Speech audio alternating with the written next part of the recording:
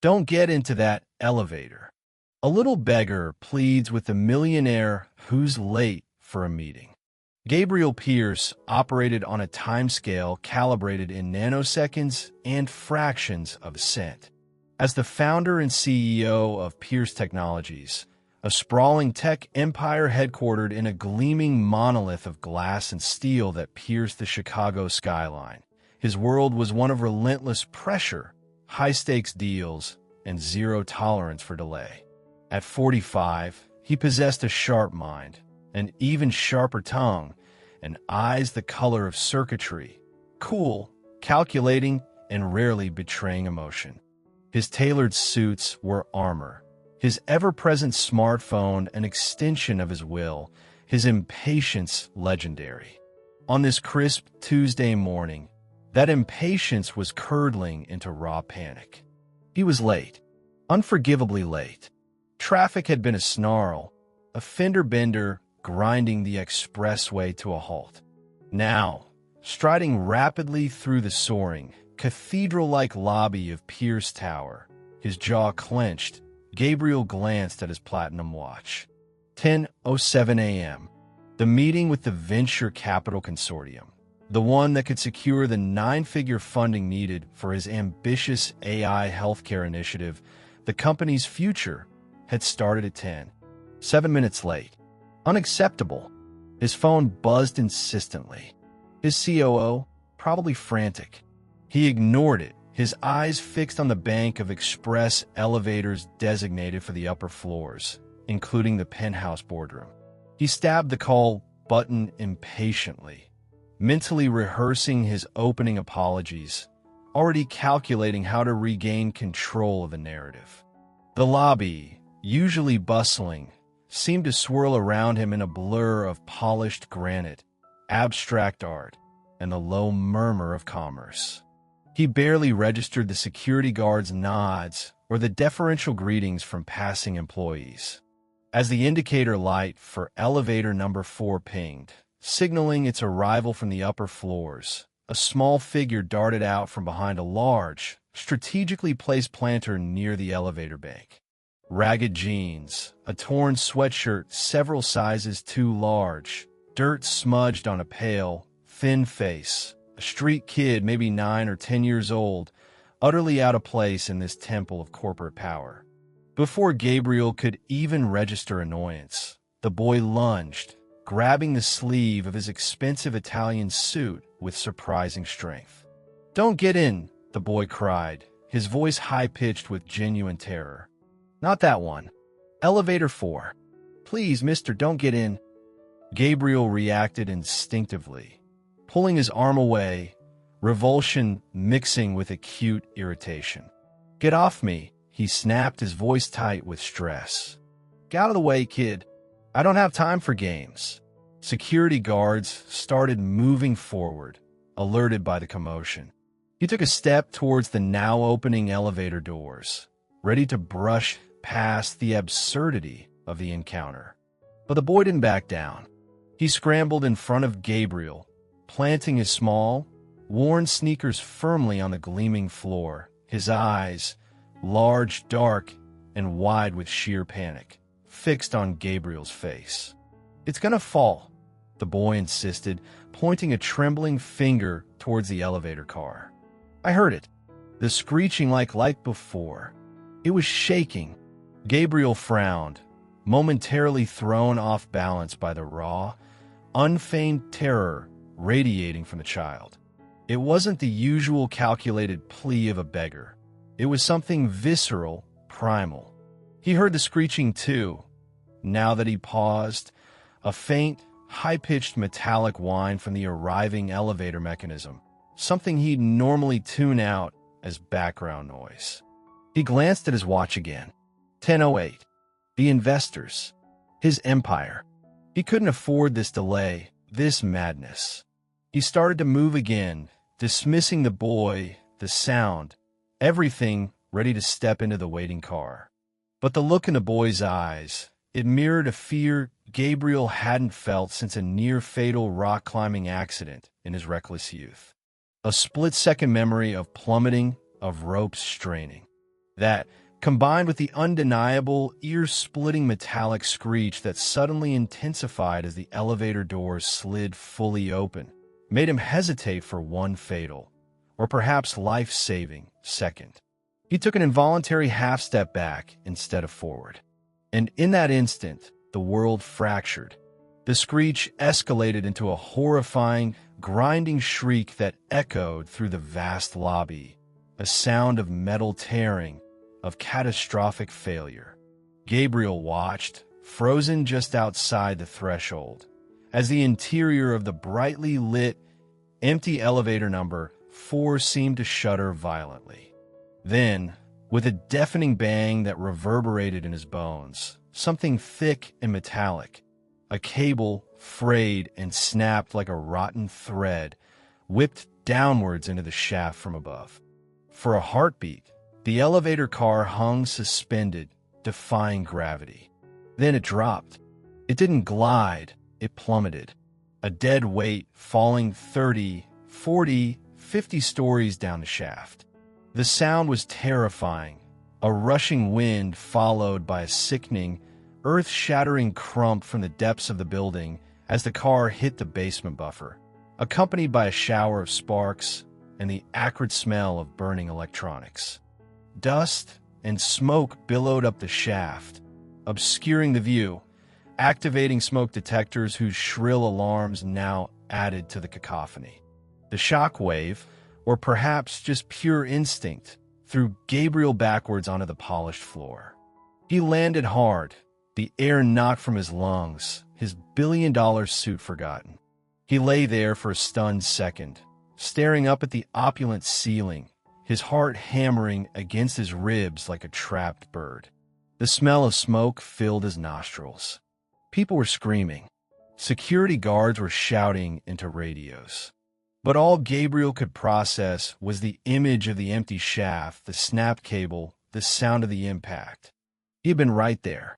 One more step, one less second of hesitation. He scrambled to his feet, ignoring the pain in his elbow, his mind slowly catching up to the reality of his near-death experience. Adrenaline surged through him, sharp and cold. He looked wildly around the chaotic lobby, and then he saw him, the boy, huddled in the corner near the planter where he'd first appeared, knees pulled tightly to his chest, hands covering his ears, sobbing uncontrollably. His small body shook with violent tremors. Gabriel pushed past a security guard who was trying to usher people away from the elevator bank.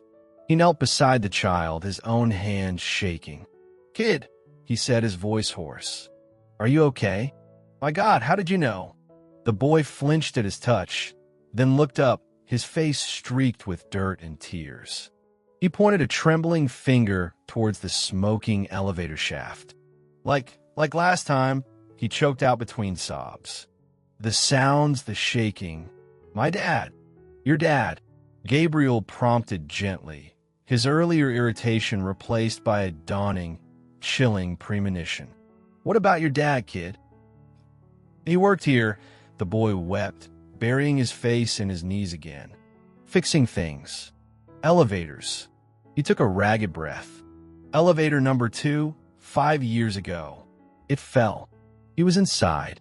Gabriel felt a cold dread seep into his bones, colder than the adrenaline. Elevator number 2, 5 years ago.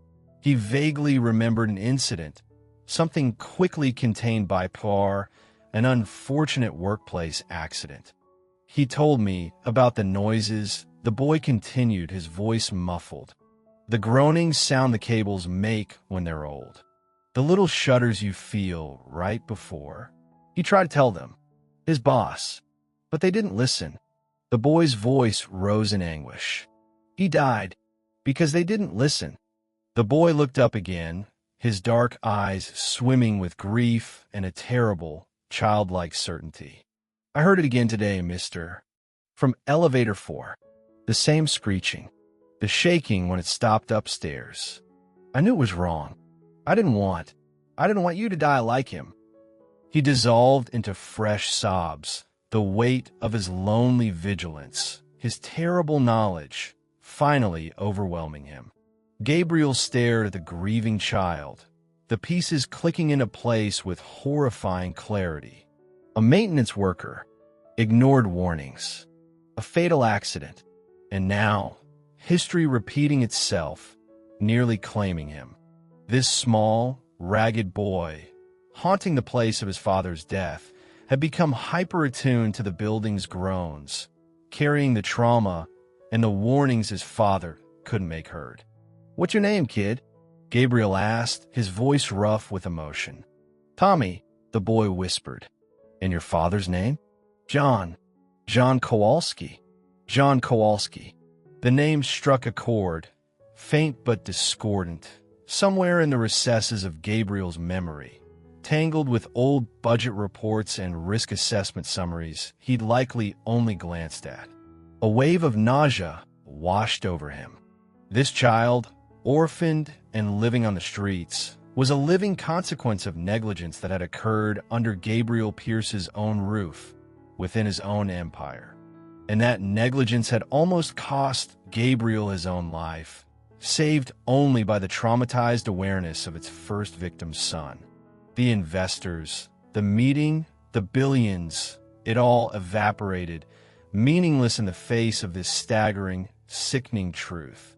The chaos in the lobby swirled around Gabriel and Tommy, but for Gabriel, the world had narrowed to the small, sobbing boy and the horrifying implications of his story.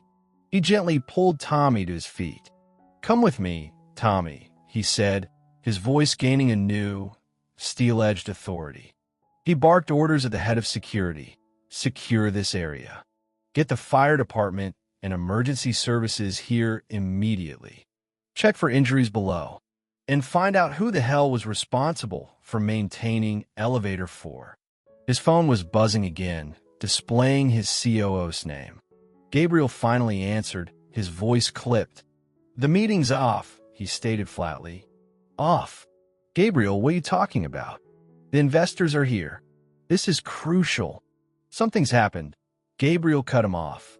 "Elevator 4 just plummeted to the basement. I was almost in it. Handle the investors, reschedule, I don't care. I have something more important to deal with." He hung up before his COO could respond, pocketing the phone. His priorities had shifted seismically in the last 5 minutes. He guided Tommy, who was still trembling, towards a quieter side office off the main lobby, ordering a bewildered executive assistant to bring water, maybe some juice, something warm. "Stay with him," Gabriel instructed the assistant, his gaze softening slightly as he looked at Tommy. "Make sure he's okay. I'll be back." Then Gabriel Pierce, fueled by a potent cocktail of adrenaline, guilt, and incandescent rage, went hunting for the truth. He bypassed his own luxurious office suite and stormed directly into the building management division, a part of the company he rarely interacted with directly. Employees scrambled out of his path, stunned by his unexpected, furious presence. "Give me Roger Peterson," Gabriel demanded, naming the current head of building operations. When a nervous-looking, middle-aged man appeared, Gabriel wasted no time. "Elevator 4. Who signed off on its last maintenance check? And I want the complete incident report and all related maintenance logs for elevator number 2, dating back 5 years. Now." Peterson blanched. "Mr. Pierce, we'll have to retrieve those from archives." "Retrieve faster," Gabriel roared, slamming his hand down on a nearby desk, making Peterson jump. "I want digital copies where available, hard copies otherwise.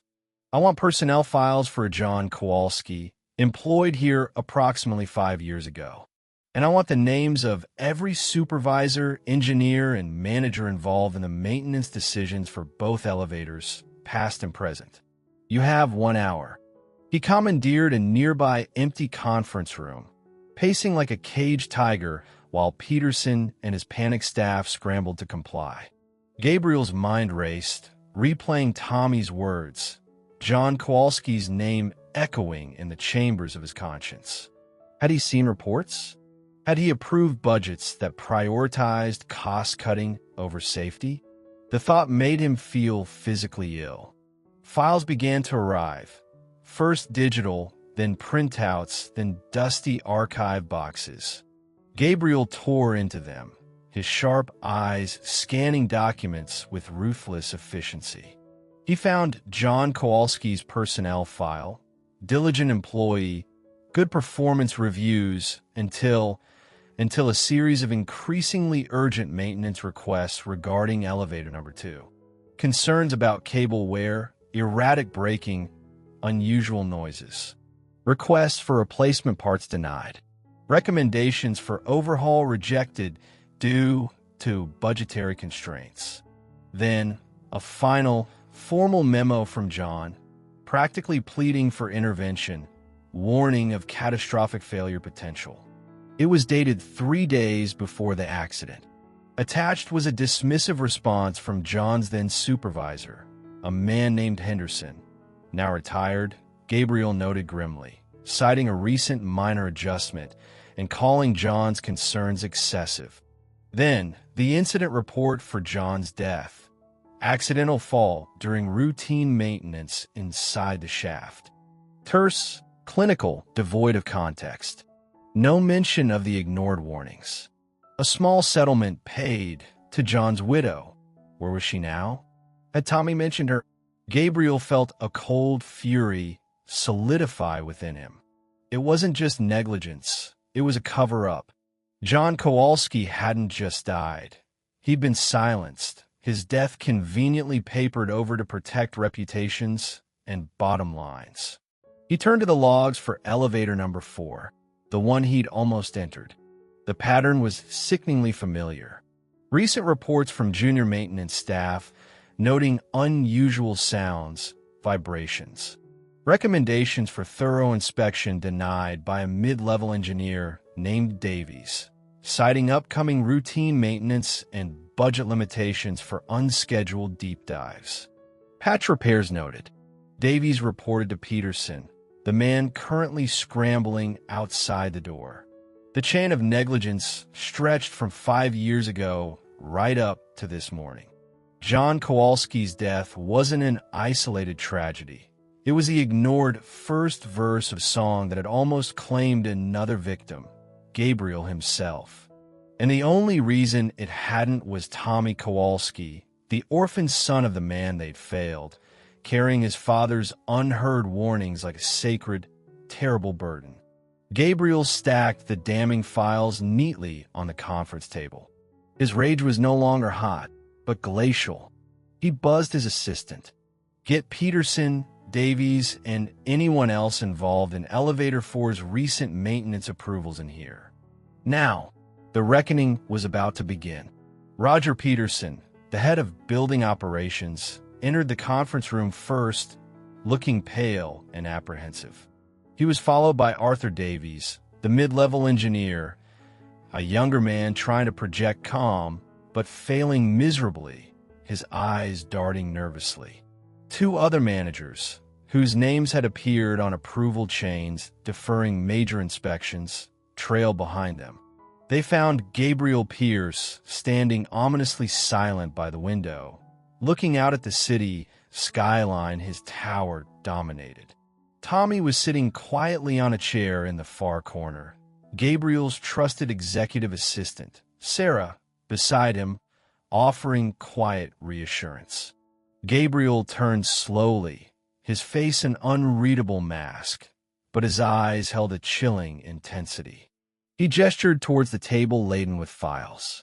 "Sit," he commanded, his voice dangerously soft. The 4 men sat, exchanging uneasy glances. 5 years ago, Gabriel began, his voice low but carrying immense weight. An employee of this company, John Kowalski, died in elevator number 2. He paused, letting the statement hang in the air. The official report called it an accident during routine maintenance. He picked up a file, John Kowalski's personnel record and the attached memos. However, Mr. Kowalski had repeatedly warned his supervisor, Mr. Henderson at the time, about serious safety concerns with that specific elevator, cable wear, braking issues. He predicted, and I quote, catastrophic failure potential. His warnings were dismissed, labeled excessive. 3 days later, he was dead.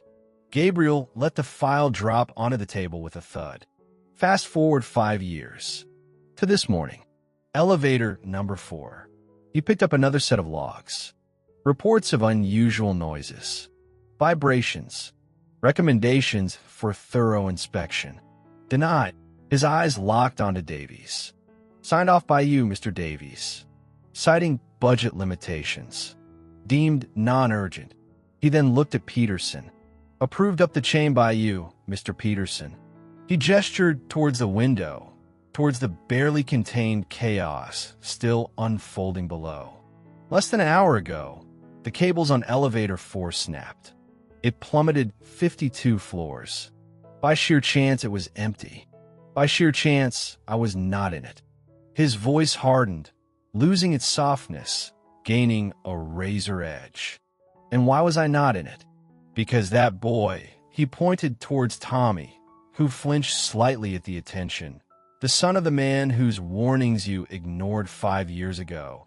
The son who has been living on the streets haunted by his father's death, recognized the sounds. He heard the death rattle of that elevator, the same sounds his father tried to warn you about, and he physically stopped me from getting in. Gabriel stepped towards the table, leaning forward, his voice trembling now, not with softness, but with barely controlled fury. A child saved my life. A traumatized, orphan child saved the CEO of this multi-billion-dollar company because you, his gaze swept across the 4 men, were too concerned with budgets, too complacent, too negligent to do your damn jobs and prioritize human life. Peterson started to stammer an excuse. Mr. Pierce, we followed protocol. Your protocol killed John Kowalski.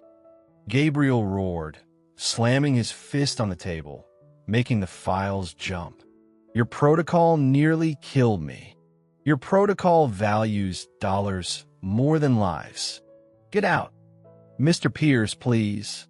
Davies began, his face ashen. Get out, Gabriel bellowed, pointing towards the door. You are all terminated, effective immediately. No severance. Our legal team will be reviewing your actions for criminal negligence. Security, 2 security guards, clearly briefed, entered the room immediately. The 4 men, stunned and terrified, were escorted out without another word. The room fell silent, the echoes of Gabriel's rage seeming to vibrate in the air. Sarah looked pale, but composed. Tommy watched Gabriel with wide, uncertain eyes. The fury drained from Gabriel as quickly as it had surged, leaving behind a profound exhaustion and a deep, aching guilt. He walked slowly over to Tommy, his expensive shoes silent on the plush carpet. He knelt, just as he had in the lobby, bringing himself eye to eye with the boy. Tommy, he said, his voice thick with emotion. What they did, what this company did to your father, to you, it's unforgivable. Tears welled in Gabriel's eyes, surprising him with their intensity. He, who hadn't cried since childhood, felt his control shatter. Your father, he was a hero.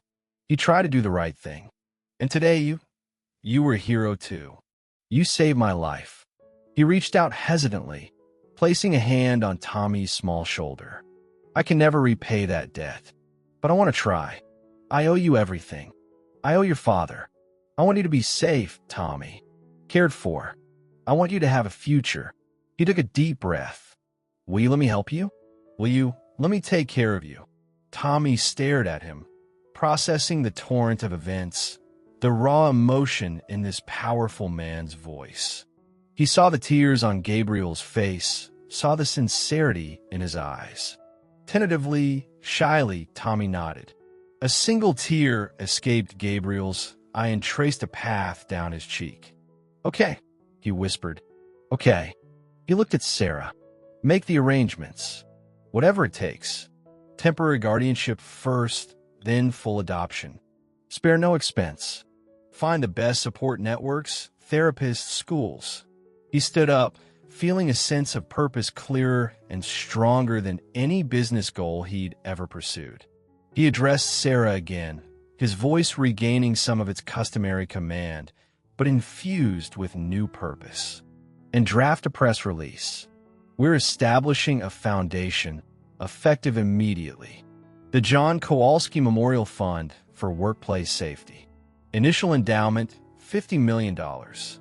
Its mission, to advocate for stricter safety regulations, support families affected by workplace negligence, and implement rigorous, independent safety audits across all Pierce Technologies holdings and subsidiaries.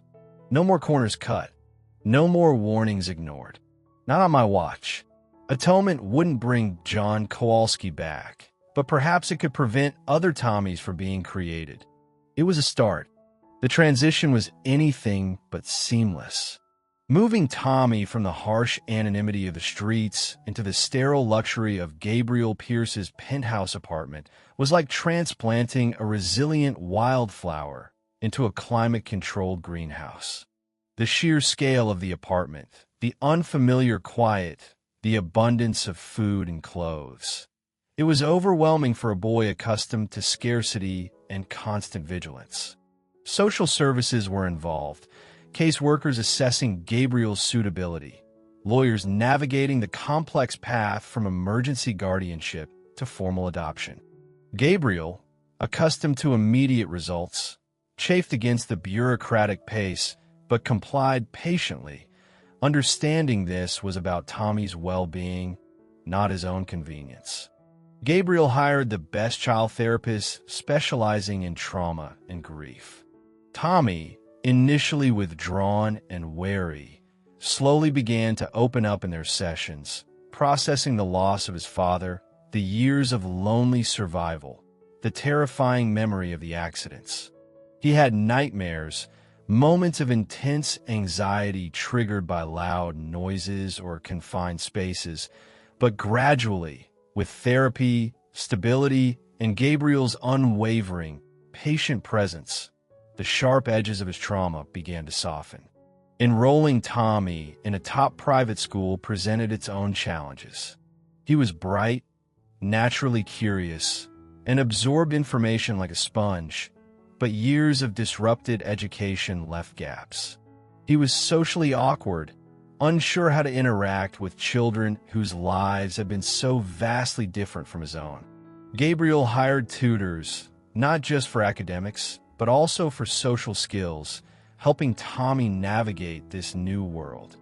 The most significant transformation, however, was in Gabriel himself.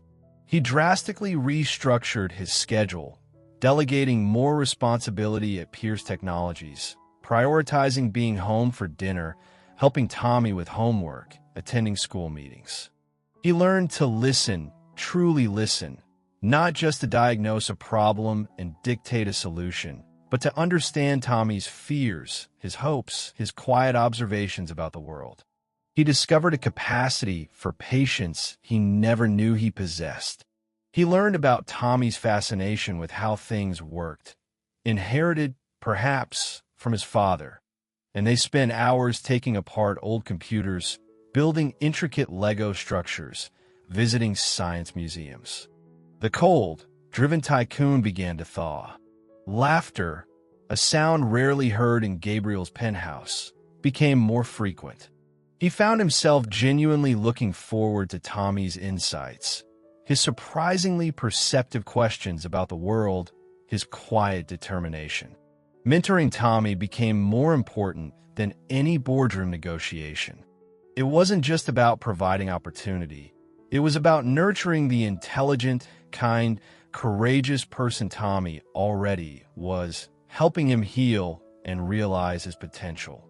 He saw echoes of John Kowalski's integrity in the boy, and it fueled his determination to honor both father and son. Months later, the formal adoption was finalized. Thomas John Kowalski officially became Thomas Kowalski Pierce. It was a quiet affair at the courthouse, just Gabriel, Tommy, Sarah, and their lawyers. Afterwards, Gabriel knelt before Tommy, just as he had twice before. "Tommy," he said, his voice thick with emotion, "thank you for letting me be your dad." Tommy, no longer ragged but dressed in neat clothes, his face fuller, his eyes brighter, threw his arms around Gabriel's neck in a fierce hug. "Thank you, Dad," he whispered. The inauguration of the John Kowalski Memorial Fund for Workplace Safety was a much larger event, held in a conference center, pointedly not at Pierce Tower. It brought together union leaders, safety advocates, politicians, and families affected by workplace accidents. Gabriel gave the opening address, speaking with raw honesty about his company's past failures, John Kowalski's heroism, and his unwavering commitment to prioritizing safety over profit moving forward. He pledged not only funding but active engagement, using Pierce Technologies' resources to develop better safety monitoring systems and advocate for legislative change. Then, he introduced Tommy. Standing beside Gabriel at the podium, looking out at the crowd with quiet composure, Tommy spoke briefly, his voice clear. "My dad tried to keep people safe," he said simply. "He taught me to pay attention, to listen when things sound wrong. When I saw Mr. Pierce, Dad, going to that elevator, I didn't want anyone else to get hurt." He looked at Gabriel. "I just wanted to save you." Gabriel put an arm around Tommy's shoulders, his eyes glistening. "You did, Tommy," he said, his voice thick with emotion, addressing the boy but letting the room hear. "You saved my whole world, son." Life settled into a new normal. Gabriel ran his empire, but differently now. Meetings were scheduled around school pickups. Business trips were shorter. He implemented rigorous safety audits across all his companies, overseen by the Kowalski Fund's independent board. He became a vocal advocate for corporate responsibility. Tommy continued to heal and grow, excelling in school, particularly in science and engineering. He never lost the quiet intensity, the observant nature forged in hardship, but now it was channeled into understanding systems, finding solutions. Gabriel saw the potential not just for a successor, but for a leader who would run Pierce Technologies with the kind of integrity John Kowalski would have been proud of. One afternoon, entering a newly installed, state-of-the-art elevator in a different building, Gabriel felt a familiar flicker of anxiety. He glanced down at Tommy beside him. Without a word, he reached out and took the boy's hand. Tommy squeezed back, offering a small, reassuring smile. The gesture wasn't just about fear anymore. It was about connection. It was a silent acknowledgement of the moment their lives had intertwined, the moment a small boy's courage, born from tragedy, had saved not only a billionaire's life, but had redeemed his soul from the cold indifference that wealth could breed, reminding him that the most valuable assets were never listed on the stock exchange. They held hands until the elevator doors opened safely onto their floor.